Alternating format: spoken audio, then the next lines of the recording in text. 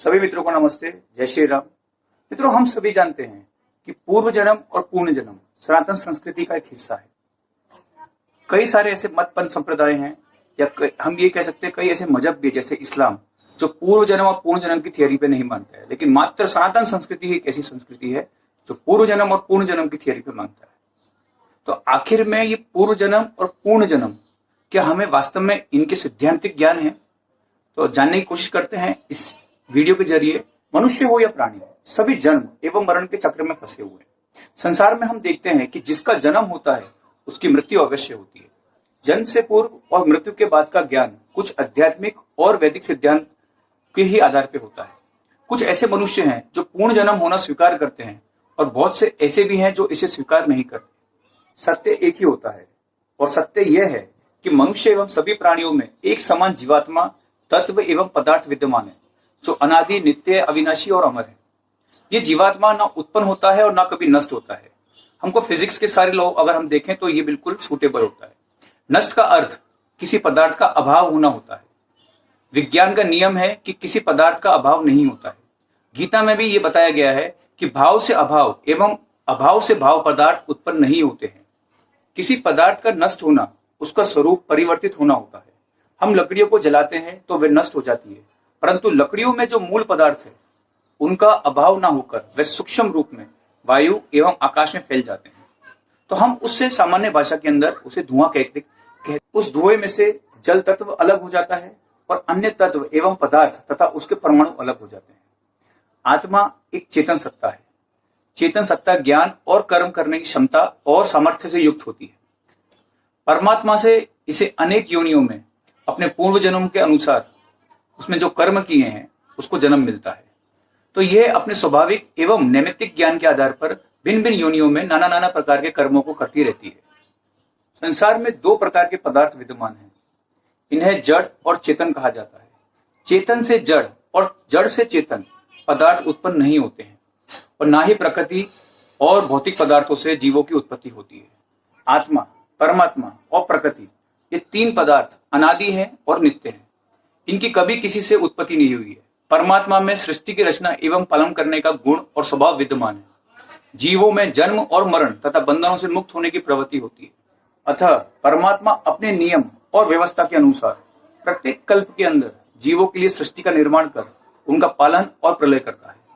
प्रलय की अवधि पूर्ण होने पर रात्रि और दिन के क्रम के अनुसार पुनः सृष्टि और प्रलय होती रहती है, जिसमें अनादि और नित्य सभी जीवों के उनके कर्मानुसार जन्म मिलते रहते हैं।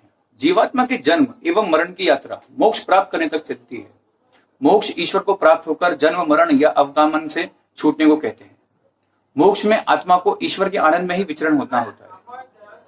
मोक्ष में जीव को आनंद का भोग करने के लिए परमात्मा से विशेष शक्तियां प्राप्त होती हैं। आत्मा दुखों को सर्वथा निर्वत एवं आनंद से युक्त रहता है। दीर्घ काल तक मोक्ष में रहने एवं मोक्ष की अवधि पूरी होने पर जीवात्मा को पूर्ण जन्म होता है। यह जन्म जीव के मोक्ष को प्राप्त होने से पूर्व जो भोग करने से बचे हुए कर्म होते हैं उसके आधार पर ही होता है। परमात्मा, जीव और प्रकृति विषयक विस्तृत ज्ञान, ईश्वर से प्रदत्त ज्ञान चार वेद से यथावत प्राप्त होता है। हमारे सभी ऋषियों ने वेद ज्ञान की परीक्षा की है और इसे ईश्वरकृत या फिर अपौरुष्य माना है। वेदों का अध्ययन कर इसमें ज्ञान एवं विज्ञान विषयक जो सिद्धांत और मान्यताएं विदित होती हैं, उससे विज पाठकों को विश्वास होता है कि वेद शब्द रचना, वेद में वर्णित विषयों तथा भावों की अभिव्यक्ति आदि की दृष्टि से मनुष्य के लिए असंभव कार्य होने के कारण ईश्वर प्रदत्त ज्ञान ही है। अतः मनुष्य को अपने सभी शंकाओं का समाधान वेद और वेदों पर आधारित ऋषियों के ग्रंथों से करना चाहिए। वेद, दर्शन जो हमारे 6 दर्शन शास्त्र हैं, उपनिषद 11 उपनिषद, गीता और पुराण आदि ग्रंथ पूर्ण जन्म होने के सिद्धांत को पुष्टि करते हैं। इस आधार पर पूर्व जन्म और हमारा वर्तमान जन्म पूर्ण जन्म सिद्ध होते हैं। प्रसिद्ध गीता ग्रंथ में तो निश्चय से कहा गया है कि जिसका जन्म होता है उसकी मृत्यु निश्चित होती है, तथा जिसकी मृत्यु होती है उसका जन्म होना भी ध्रुव, अटल एवं निश्चित है। यदि आत्मा का जन्म नहीं होगा तो आत्मा कहाँ रहेगा और क्या करेगा? उसने जो शुभ एवं अशुभ कर्म किए हैं उसका फल बिना जन्म लिए उसे कैसे प्राप्त होगा? यदि परमात्मा जीवात्मा को जन्म नहीं देंगे तो बिना कर्मों के फल दिए उसे कैसे न्यायकारी माना जा सकता है? इन सब कारणों से जीवात्मा का मनुष्य आदि के रूप में जन्म एवं पूर्ण जन्म का सिद्धांत युक्ति एवं तर्क संगत होना सहित प्रमाणित होता है। हमें पूर्ण जन्म पर विचार करते हुए यह भी जानना चाहिए कि प्रकृति सत्व, रज और तम गुणों की समाव्यवस्था को कहते हैं। इसी से परमात्मा उस सृष्टि की रचना करते हैं। हमारी ये सृष्टि अनेक कणों, परमाणु आदि से मिलकर बनती है। इसके विपरीत आत्मा और परमात्मा परमाणुओं के संगठक नहीं है। ये दोनों सत्ताएं अखंड और एक रस है। इनमें कण और परमाणु नहीं है। प्रकृति की भांति इसमें विकार नहीं होता है। इस कारण इनके स्वरूप, गुण, कर्म और स्वभाव सदा एक समान रहते हैं। अनादिकाल से ईश्वर के विद्यमान होने और उसमें सृष्टि बनाने का ज्ञान एवं सामर्थ्य होने पर भी यह स्वीकार नहीं किया जा सकता कि इस सृष्टि से पूर्व सृष्टि नहीं थी तथा इस सृष्टि से पूर्व जीवों का जन्म नहीं हुआ था एवं होता था। इस सृष्टि को बने हुए 1 अरब 96 करोड़ वर्ष हो चुके हैं। इसमें जीवात्माओं के, मनुष्य आदि अनेक प्राणी योनियों में निरंतर जन्म और मरण हो रहे हैं। इसमें भी पूर्ण जन्म का होना सिद्ध होता है। जब नई आत्मा बन ही नहीं सकती तो जो भी प्राणी जन्म लेता है उसे उस प्राणी को पूर्ण जन्म स्वीकार करना ही तर्क संगत सिद्धांत है। अतः ईश्वर, जीव और प्रकृति के अविनाशी होने से भी आत्मा का निरंतर जन्म और मरण का सिद्धांत स्पष्ट और विदित होता है।